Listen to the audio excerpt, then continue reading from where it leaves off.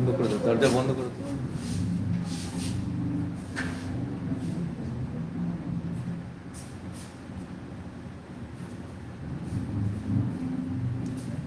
A very good afternoon, everyone, and wish you all a happy Heart Day from BM Birla Heart Research Center, Kolkata. Today we have with us Dr. Tarun Praharaj, who has been associated with our hospital since inception for about 30 years now. And today's topic of discussion will be lifestyle modification for prevention of heart attack. We all know that our lifestyle, like smoking, drinking, the diet, the exercise that we do affects our body, affects our uh, uh, our heart condition. So, Dr. Tarun Prakash today will be enlightening us on this topic. So the first question today, sir, would be, what is ischemic heart disease? Yeah, good question. Ischemia is a medical term. Ischemia means lack of blood supply to the heart muscle. Heart is a very muscular organ. As you can see here, the heart muscle is very, very powerful because it's beating almost 60 to 70 beats per minute, 24 hours a day for many, many years. So these muscles are very strong, and these muscles are supplied by two arteries, one on the left side, these are the arteries, one on the left and one on the right side. These two arteries are supplying the heart muscle continuously. Say 5% of blood which is diverted from the aorta, which is a big pipe coming out from the left ventricle, it supplies around 5% of this blood is diverted to the coronary artery, supply the heart muscles. And rest of the say 95% blood goes all over body. Now these coronary arteries are bringing blood, oxygen, nutrition to the heart muscles. So normally when you are born, these arteries are absolutely normal. As you grow old, for example, after age of 20, 30 years, these arteries get gradually affected by atherosclerotic process. That is a degenerative process. So once the artery gets affected, there is little deposition of the cholesterol in the artery. We call it, the process of this deposition is known as atherosclerosis. Gradually over the years, it takes around 20-30 years for the artery to get narrowed. For example, someone who has got a family history of heart disease at young age, or someone who has history of diabetes at young age, they have high prevalence of blockage in the artery as compared to someone who has no risk factors. Now, these arteries when get occluded, say for example, the artery is narrowed by 50%, person can lead a normal life without any symptoms. But then when the gradual narrowing becomes say 70-80% blockage, then the blood supply to the muscle mass decreases, especially when doing any kind of exertion like walking or climbing staircase. A person who was absolutely asymptomatic, he will start getting pain in chest on exertion, and that is a symptom of ischemic heart disease, meaning that artery has become critically narrowed. So 50-60% narrowing will not cause major symptoms, ischemic heart disease, unless it is significantly narrowed, more than 70%. Then on exertion, the blood supply should improve. But because of the narrowing, blood supply doesn't improve, so naturally he gets anginal pain. The process of this narrowing is known as ischemia, and that leads to ischemic heart disease. In future, that causes heart attack. So this is all about ischemic heart disease. So, sir, we have heard that blood pressure has a major role to play when it comes to the heart. So, sir, what exactly, how does high blood pressure affect the heart, and what can somebody do to take care of high blood pressure? It is very surprising in our country like India, where hypertension incidence is very, very high. In fact, the incidence of cerebral stroke in India is very high. Almost 200 million people are suffering from high blood pressure in our country. Now, blood pressure has got two readings. One is systolic, one is diastolic. The systolic is amount of force generated by the heart to pump blood, that is measured in the artery as a systolic blood pressure. Say for example 120, 130, that is systolic, the upper limit. And the diastolic, when heart relaxes, and that reading we see around 70-80 millimeter of mercury, that is the diastolic blood pressure. Now, any individual who has got normal blood pressure, he doesn't have any symptoms. But as you all know, large number of Indians are having cerebral stroke because they don't have symptoms, yet the BP is very high. So my advice will be, for example, after age of 35 to 40, one should have regular BP checkup because the incidence of cerebral stroke is so high, and we all know if the blood pressure is well controlled, then we can prevent not only cerebral stroke but ischemic heart disease, heart attack.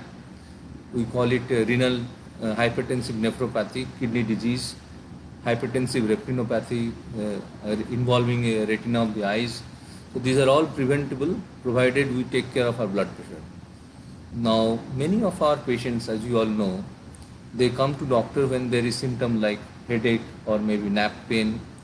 So they have to get the blood pressure checked, and if it is high, say for example, say 140 by 90, it's a mildly elevated.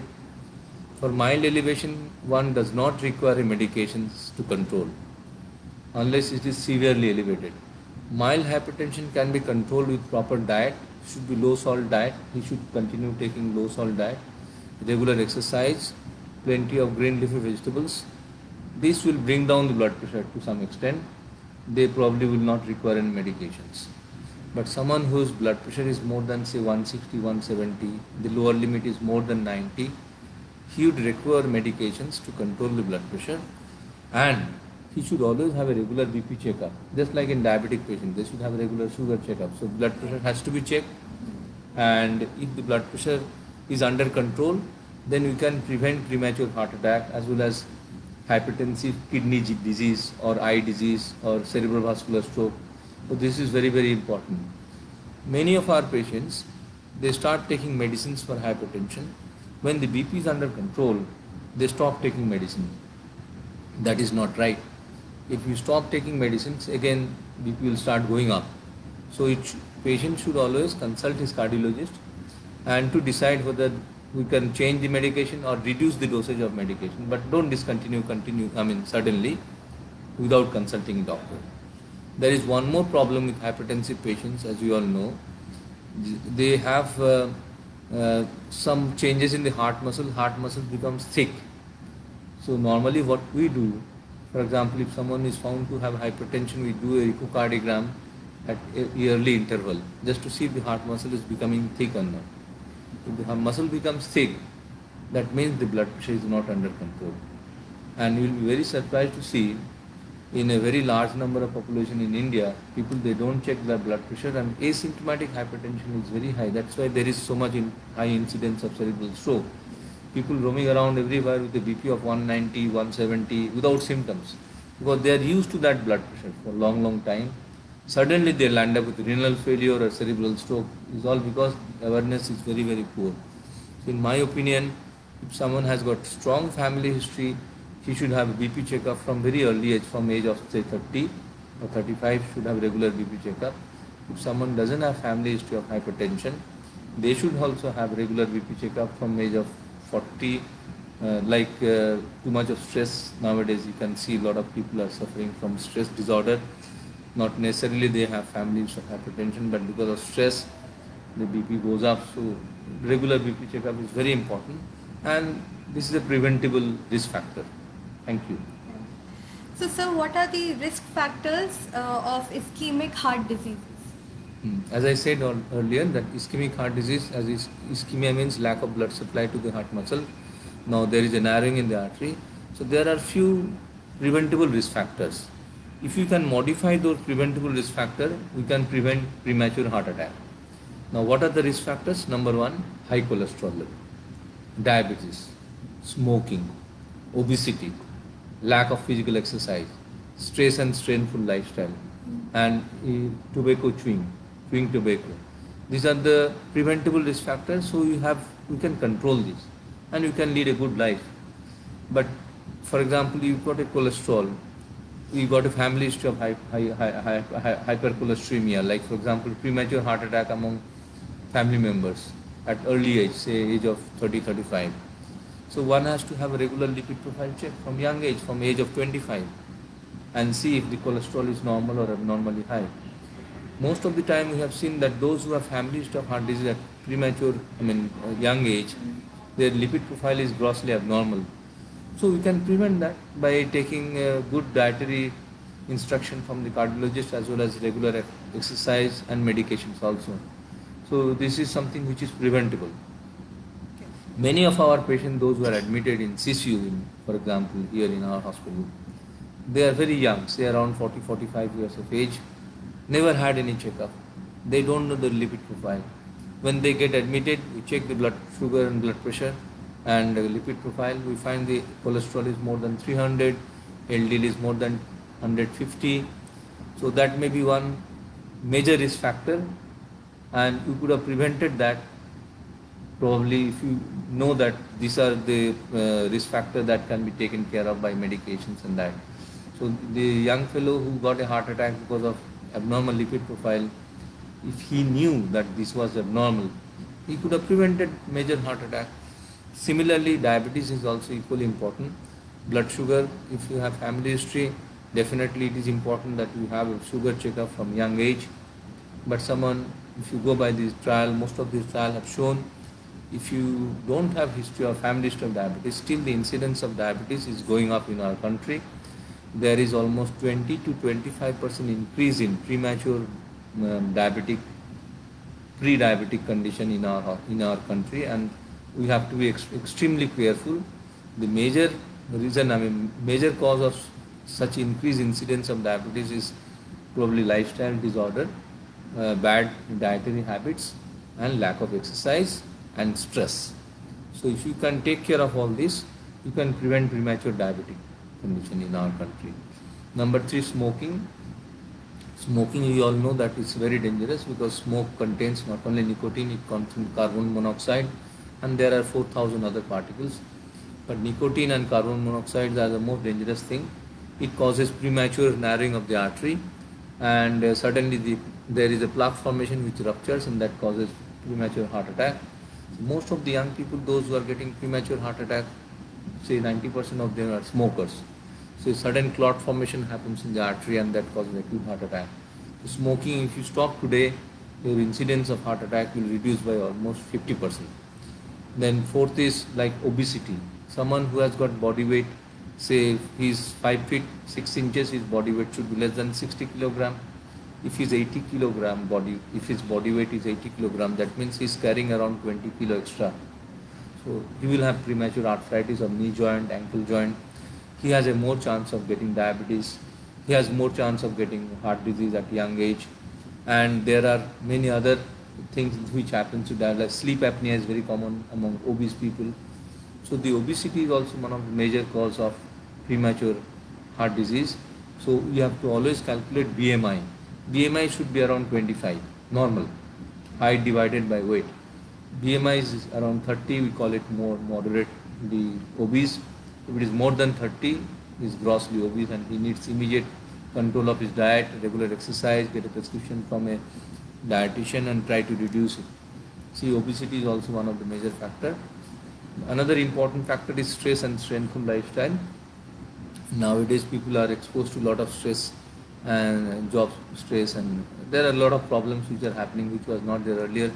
Technologically you have advanced, but stress level has gone up also. So naturally, if you can learn how to reduce your stress level, you can prevent most of the problem, not only heart disease, but you can prevent high blood pressure, you can prevent premature diabetes, you can prevent premature immune related problem, even malignancy also. There are some studies have shown that malignancy is also one reason is stressful lifestyle. Now one has to change their dietary habit, have more of vegetables, green vegetables, not take too much of deep fried food, and regular exercise. That includes also breathing, walking around 30-40 minutes a day, do some stretching exercises. Yoga is also equally good. Try to reduce your stress by doing little meditation, maybe 10 minutes, 5 minutes a day in the morning. And when you come back from the office, also do some kind of exercise to increase your stamina. You feel much more energetic. So studies have shown that if you do regular exercise and learn how to meditate, and you can reduce stress level rather than going into for any kind of medications, because once you start medicines, to reduce your stress. Gradually you will become dependent on that medications, and it may lead to major dependency, drug dependency, which is absolutely preventable problem. And number 7 is sedentary lifestyle, which is very common among young generation. I remember when I was a school student and college student, we used to play for almost 2 hours in the evening after coming from school. But nowadays, the boys, girls, those who are into competitive, today this competition has gone up definitely, but the time consumed on studies and on computer and looking at the television and on video games and mobile, they are taking a lot of time, which should be replaced by regular physical exercise. In my opinion, a country like India, where we can always learn from our seniors, from our Muni Rishi, that yoga is extremely useful. This has been accepted all world over. In US, in Europe, people are following Indian style of leading a good life.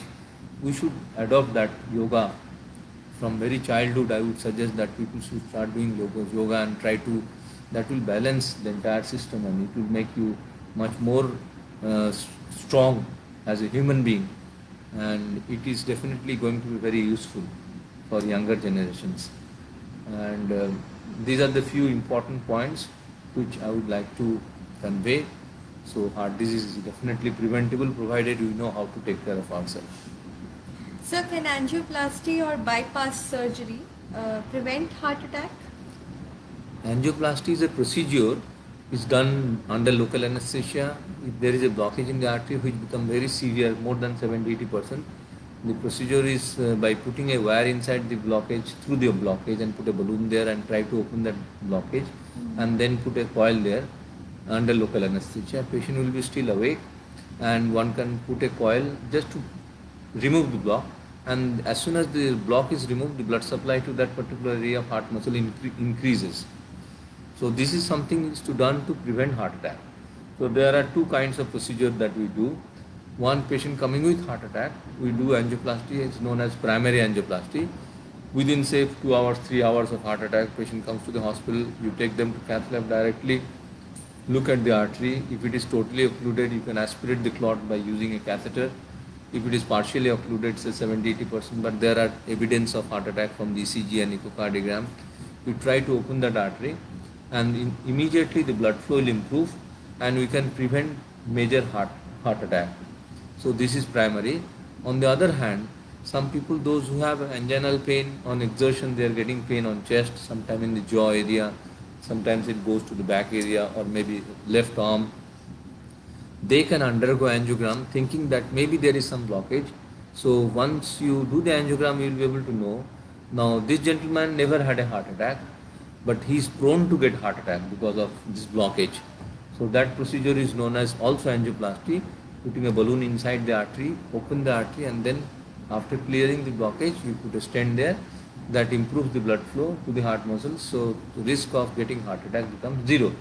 So these are angioplasty. Definitely after angioplasty, you need to change your lifestyle. For example, you are a smoker, you have a history of diabetes, you lead a very stressful lifestyle. You need to change those risk profile. Then continue taking medications and follow the advice of your cardiologist. You'll be able to prevent another heart attack. So after angioplasty, don't think that you have to stop everything and go back to your normal lifestyle as before. You need to change your lifestyle after angioplasty so that you can prevent another heart attack.